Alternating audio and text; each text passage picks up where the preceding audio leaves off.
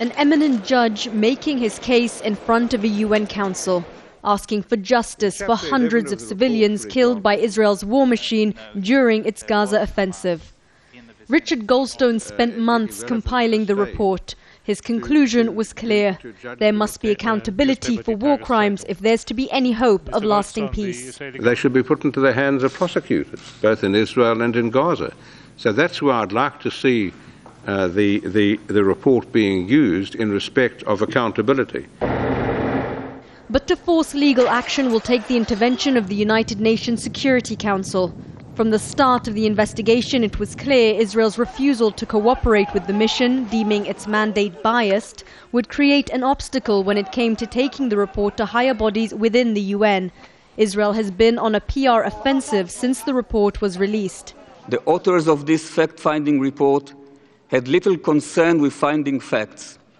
The report was instigated as part of a political campaign, and it represents a political assault directed against Israel and against every state forced to confront terrorist threats.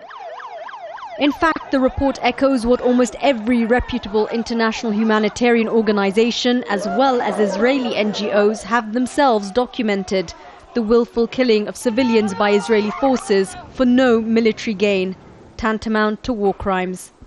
The real test for Goldstone's report will come in a few days' time, when delegates of the Human Rights Council will vote on whether or not to adopt its findings. If they don't, lawyers here say the Council, as well as the United Nations as a whole, will lose all credibility as a body able to uphold international law. Some say the report could be a first step towards getting justice in the long term.